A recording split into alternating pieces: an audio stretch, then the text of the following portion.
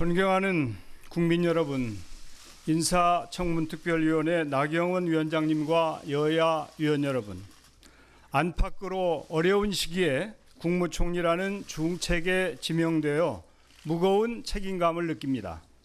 처음 국무총리직 제안을 받고 많은 고민을 했습니다. 국회의장을 지낸 사람이 총리직을 맡는 일에 대해 깊은 숙고의 시간을 가졌습니다. 그러나 우리 사회의 미래 불확실성이 높아지고 시민의 삶이 점점 더 고단해지고 있는 때에 국민에게 조금이라도 힘이 될 수 있다면 일의 경중이나 자리의 높낮이를 따지지 않는 것이 공직자의 도리라는 생각에 총리 지명을 수락하게 되었습니다. 어릴 적 저는 배고픔과 가난의 고통을 겪으며 자랐습니다. 검정고시로 중학교 과정을 마치고 공부를 하기 위해 고등학교를 2번이나 옮기기도 했습니다. 청년 시절 유신체제를 겪으며 법관의 꿈을 접고 종합무역상사에 들어가 수출입국의 최전선에서 일했습니다. 18년간의 기업 경험은 먹고 사는 문제에 대한 절박함을 깊이 새길 수 있는 시간이었습니다. 기업을 떠나 15대 국회의원으로 정치에 입문한 이래 지난 24년 동안 의회 민주주의 발전과 지속 가능한 대한민국을 만드는 일에 매진해 왔습니다. 부족하지만 정당과 국회, 정부를 오가며 맡은 바 소임을 다하기 위해 땀 흘려 왔습니다. 제게 국무총리로 일할 기회가 주어진다면 오로지 헌법과 법률에 부여된 총리로서의 역할과 의무에 집중하겠습니다. 우리 사회가 직면한 경제 살리기와 국민 통합이라는 절박한 과제를 해결하는 데 온 힘을 기울이겠습니다. 국정의 파트너인 국회를 존중하고 소통과 협치를 통한 정치 복원의 기회로 삼겠습니다. 존경하는 위원장님과 위원 여러분, 지난 세기 우리는 식민 지배와 한국 전쟁이라는 아픔을 딛고 국제사회가 기적이라 부를 만큼 빛나는 성취를 이룩했습니다. 산업화와 민주화의 성공으로 세계 10위권의 경제 대국이자 아시아 최고의 민주주의 국가로 발돋움했고 2018년에는 인구 5천만 이상, 국민소득 3만 달러 이상의 국가에게 허락되는 3050 클럽에 가입한 7번째 나라로 우뚝 섰습니다. 이제 우리 앞에는 평화와 번영의 새로운 역사를 열어야 할 책무가 놓여 있습니다. 무엇보다 저성장, 저고용으로 상징되는 뉴노멀 시대와 4차 산업혁명이라는 새로운 물결 속에서 불평등을 해소하고 새로운 성장 동력을 찾아야 합니다. 함께 잘 사는 나라, 포용국가로 나아가는 디딤돌을 놓아야 합니다. 그러나 당면한 현실은 결코 간단치 않습니다. 안으로는 잠재 성장률의 지속적인 하락과 저출산 고령화와 같은 급격한 인구 구조 변화가 미래를 위협하고 있고, 밖으로는 보호무역주의의 확산과 일본의 일방적 수출 규제 등이 걸림돌로 작용하고 있습니다. 또한 북한 핵 문제도 아직 산통을 겪고 있습니다. 이러한 상황은 우리 정부에게 보다 적극적이고 능동적인 역할을 요구하고 있습니다. 그러나 다원화된 사회에서 행정부가 모든 것을 해결할 수도 없고 가능하지도 않습니다.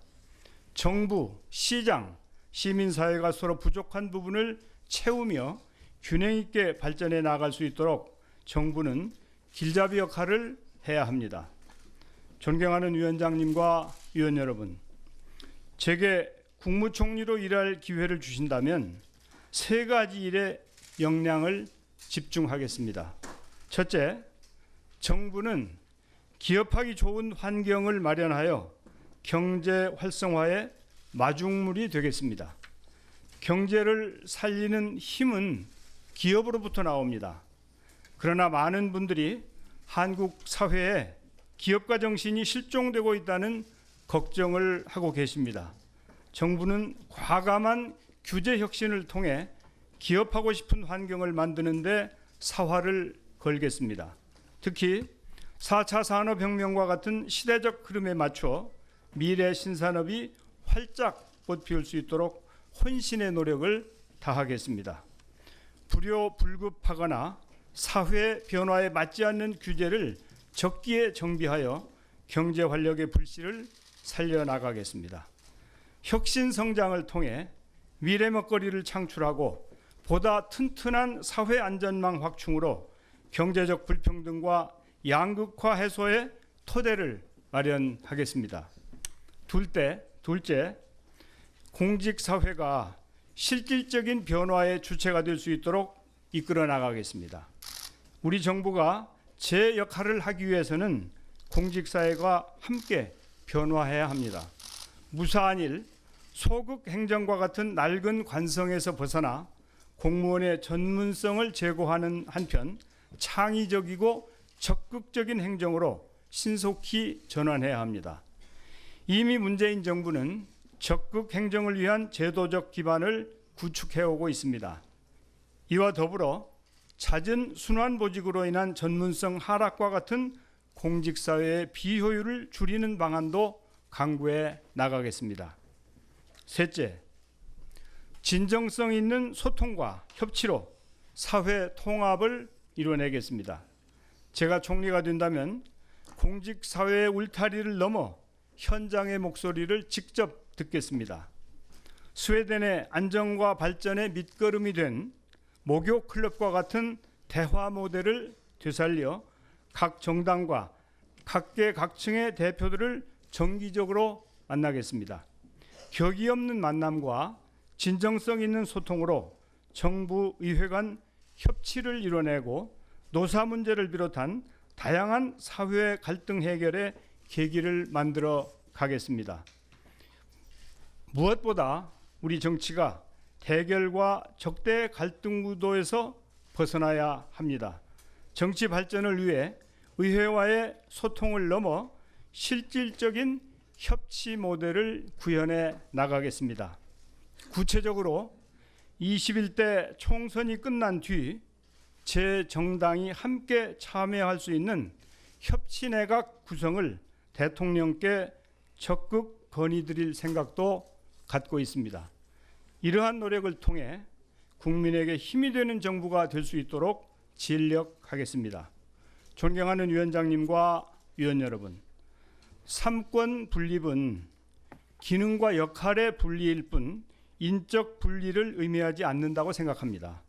현행헌법 제43조 및 국회법 제29조는 국회의원의 총리 겸직을 허용하고 있습니다. 그럼에도 불구하고 그간의 우려와 지적에 대해 다시 한번 겸허하게 돌아보겠습니다. 입법부 출신으로서 국무총리의 직분을 맡게 된다면 앞으로 국회와의 소통에 최선을 다하겠다는 말씀을 거듭 드립니다. 끝으로 오늘과 내일 양일간 이어지는 청문회에서 여러 위원님들께서 주시는 말씀을 귀담아 듣겠습니다. 저에게 주시는 질문에 대해서는 있는 그대로 소신껏 말씀드리겠습니다. 많은 가르침을 주시기 바랍니다. 감사합니다.